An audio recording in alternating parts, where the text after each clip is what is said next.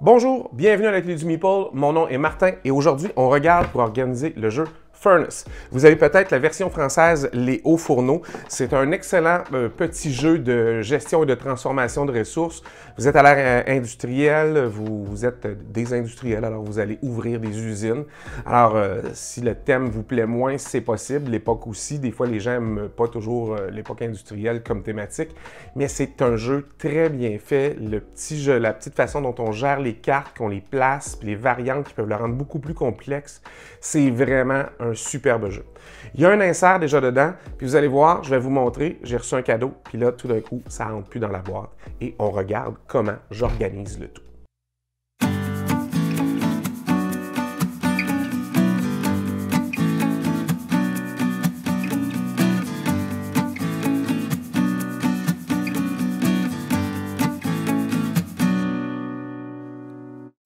Alors, on regarde ce qu'il y a dans la boîte de Furnace. Si vous le trouvez en français, ça va être les hauts fourneaux. Alors moi, j'ai mis une couche de papier plume, tout simplement par-dessus, pour éviter que tout ça bouge. Souvent, quand il y a des inserts en plastique comme ça, ils sont plus bas pour accommoder les punchboards, mais une fois qu'on a enlevé les punchboards, ben, ils descendent. Alors vous avez le choix, si vous mettez un shim, alors quelque chose en dessous pour le soulever pour que ça arrive le plus près possible du couvercle, ou bien vous faites le contraire, puis vous faites comme moi, puis vous en mettez un par-dessus, puis ça empêche les choses de bouger. Alors, c'est assez simple. Vous avez de l'argent, vous avez quelques petits engrenages comme ça. Vous avez quelques petites pièces pour identifier les joueurs. Ça ne demande pas des compartiments plus intéressants que ça ici. Vous avez les ressources. Ce qui serait le fun avec les ressources, peut-être, c'est que les compartiments puissent sortir. Ici, ça vous permet de classer par chiffre les jetons pour miser sur les cartes que vous aurez à acheter. C'est pas super utile non plus parce que rendu là, vous allez devoir prendre le 1 rouge, le 2 rouge, le 3 rouge, le 4 rouge. Ils sont dans 4 compartiments différents. Ça pourrait être juste dans un compartiment libre comme ça et ça ferait pareil. Si vous vouliez les séparer par couleur, vous pourriez, mais il y en a juste 4, alors c'est assez facile à faire. Et vous avez un paquet de cartes qui est l'essence même du jeu. C'est l'achat de ces très belles cartes-là. Alors, les dessins sont magnifiques. C'est des entreprises que vous allez acheter. Vous êtes des industriels, les hauts fourneaux. On parle du début de l'époque industrielle. C'est intéressant. Vous produisez des ressources, vous convertissez des ressources. C'est vraiment l'essentiel de la partie. Alors, c'est pas très compliqué et c'est plutôt rapide à jouer. Moi, j'aime bien ça. C'est un bon petit jeu. Et là, ça rentre super bien. Il n'y a rien à refaire comme ça, mais j'ai reçu en cadeau un playmat pour jouer à ce jeu-là. C'est-à-dire un endroit pour mettre les différentes ressources, les cartes quand on joue. Alors, vous avez l'endroit pour mettre la monnaie, toutes ces choses-là. Alors, qu'est-ce qu'on fait avec ça? Ça ne rentre pas. J'ai essayé de le mettre en dessous, ici. Il y a un peu de place. Là, je ne vais pas le revirer à l'envers pour pas que tout ça tombe, mais c'est pas parfait. Puis, ça fait qu'il n'est pas plié d'une façon optimale. Alors, je vais probablement faire un rangement où il y aura une section sur le côté pour mettre mon playmat et que j'aurai divisé des boîtes ici pour vous montrer comment je fais. Alors, je plonge là-dedans, puis on revient. Alors, je vous montre comment je fais. Je suis sur le site de MakerCase. Tout simplement, je vais choisir les unités en pouces ou en millimètres. Alors, moi, j'ai une préférence pour les millimètres. Je veux que la largeur de ma boîte est à peu près 10 cm, fait qu'on va mettre 100 mm. La hauteur, je vais avoir besoin de seulement 3 cm, donc 30 mm.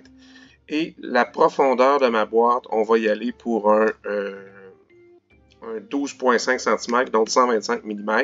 Ça ressemble à une des boîtes que j'ai fait.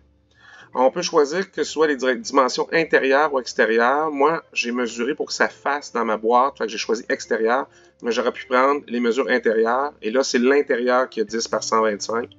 Ben, 10 par 12,5. Et si je le mets en extérieur, ben, c'est l'extérieur de la boîte. C'est un détail super important dans votre organisation. J'ai choisi du 3 mm parce que c'est l'épaisseur du carton que j'avais. Je veux une boîte ouverte. Si vous mettez fermé, ça va être une boîte complètement fermée alors, ça peut être une façon de faire un espace de remplissage pour pas que ça bouge, mais des fois, c'est plus avantageux de le laisser ouvert de toute façon. On aurait pu prendre à bord un bord en encoche, comme j'ai fait ici. Il y a des rainures en T pour venir solidifier les choses. Il y a toutes sortes de façons de le faire. Moi, je le prends vraiment à encoche. Et mes encoches, la plupart du temps, pour les boîtes de jeux de société, là, je les mets à 12. Ou autour de 12, c'est bien en masse. Alors, tout ce qu'il vous reste à faire, c'est télécharger la boîte.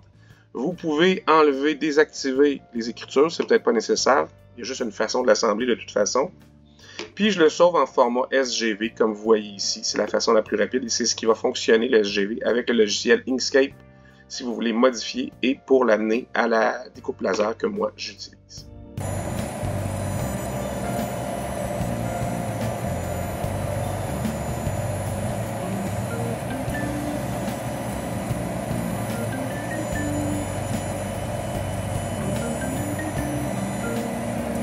Alors, vous avez vu un peu tantôt comment je veux remplacer ça. Alors, ce que j'ai fait, j'ai commencé par faire un séparateur qui rentrait bien juste. Alors, tout ça est fait en carton, comme vous avez vu à la découpe laser, mais c'est quelque chose que vous auriez pu faire avec du papier plume.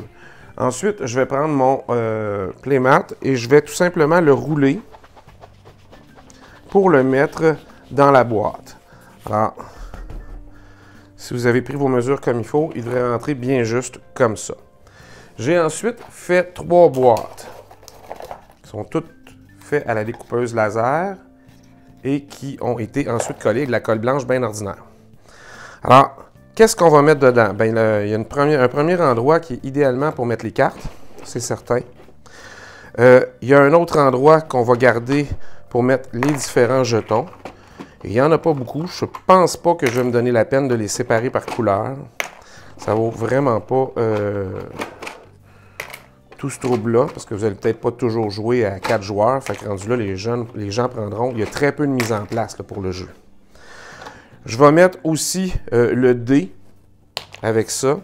Et dans l'espace restant, je vais mettre le board contour, comme ça. Le premier joueur. Les multiplicateurs s'il vous manque de ressources, les 4 références pour les joueurs, pour les couleurs de joueurs, et le contour lui-même. Et qu'est-ce qui va me rester? Bien, il me reste de moins en moins de choses. Alors, je l'ai fait une boîte dans une boîte, alors une grande boîte comme ça qui vient par-dessus, tout simplement, et une plus petite qu'on peut insérer dedans. Alors, l'idée, c'était de mettre les pièces de monnaie comme ça, et les engrenages comme ça ici. Alors ça, vous avez vu, vous pourrez le sortir puis le mettre direct sur le playmat si vous voulez. Et j'ai fait 3 petites boîtes dans lesquelles je n'aurai qu'à mettre les différentes ressources comme ça. Et vous pourrez ça aussi les mettre directement sur la table. Donc, vous prenez les ressources dedans et vous les remettez dedans tout au long du jeu. Donc, ça fait ça de moins à ramasser.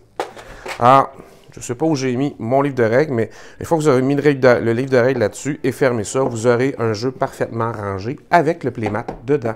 Alors, c'est une très belle solution. Pas si compliqué que ça.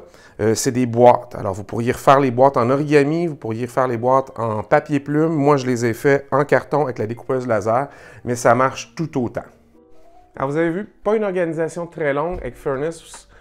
Toutes les solutions auraient été bonnes. Le papier plume, l'origami. Moi, j'ai choisi les boîtes en découpé laser parce que je voulais le petit look industriel des boîtes. C'est un plus, puis j'ai accès, comme vous voyez, j'ai accès à une découpeuse laser plus facilement. Alors, c'est quand même très intéressant à ce niveau-là. Alors, j'espère que vous avez apprécié. N'hésitez pas, si vous avez des questions, posez-les sous la vidéo. Je vais répondre toujours à vos questions.